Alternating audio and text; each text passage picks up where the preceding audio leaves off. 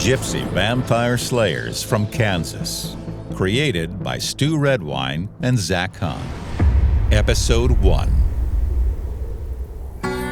Welcome, brave listeners, to a tableau of rural Americana. Rolling golden wheat fields under a sky so blue it hurts to look at. Capped by stark white clouds. On the horizon, a gleaming grain elevator.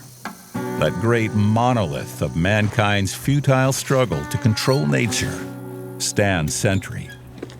In this place of heartland charm and haunting desolation, a solitary graveyard lies.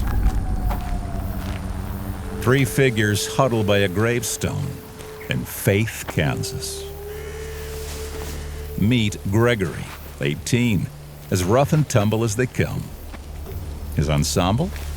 A faded blue jean jacket, dark denim, a Black Flag t-shirt, snakeskin boots, and the scruffiest shadow of facial hair his adolescence can offer.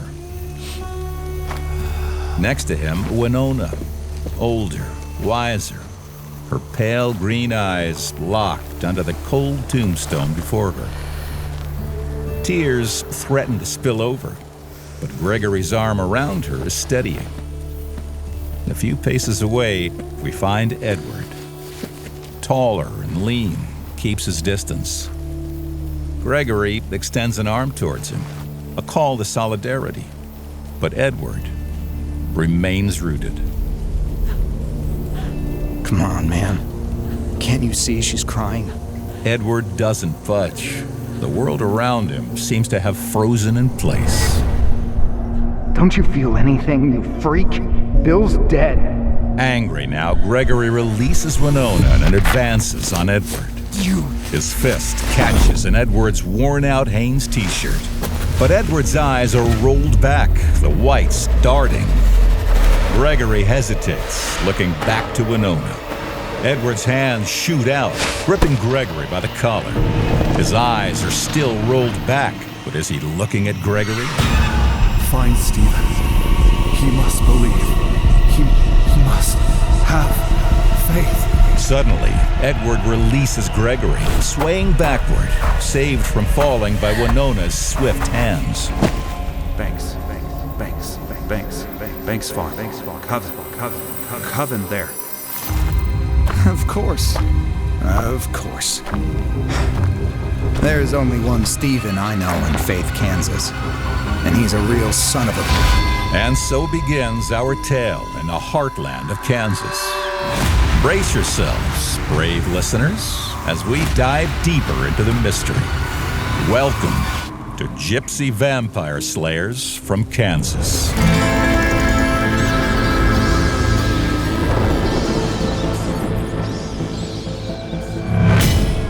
While turmoil erupts in the graveyard, our story takes us elsewhere. The normally quite sleepy main street of Faith, Kansas. But today is different. A door crashes open in the back alley.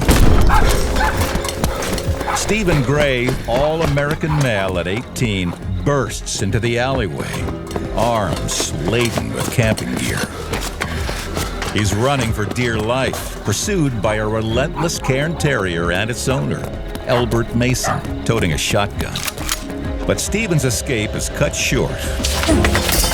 He stumbles, sending pans scattering and a tent unfurling. Albert, in his pinstriped overalls and plaid Sears and Roebuck shirt, casts a menacing shadow over the downed boy. Why are you stealing from my store, son? Albert! Don't you dare address me that way, you rascal! You're gonna pay for this. The shotgun is now level with Stephen, but he keeps his cool. Okay. Mr. Mason, if it weren't for Toto here, you never would have missed this junk.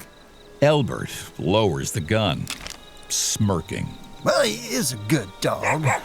Either bring it all back in or bring me the cash to pay for it, or I call Sheriff Vance. You got 1 hour. With that, Albert turns an about face and saunters back to his store, followed by his triumphant terrier.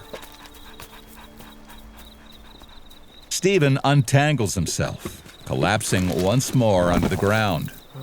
His eyes fall on the steeple of the town's old Lutheran church.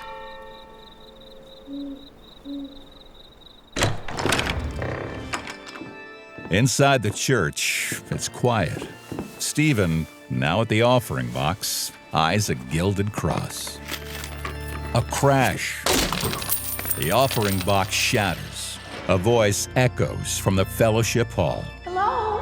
Is someone there? Stephen scrambles for the cash and coins scattered on the ground and runs out just as Miss Snyder enters the sanctuary.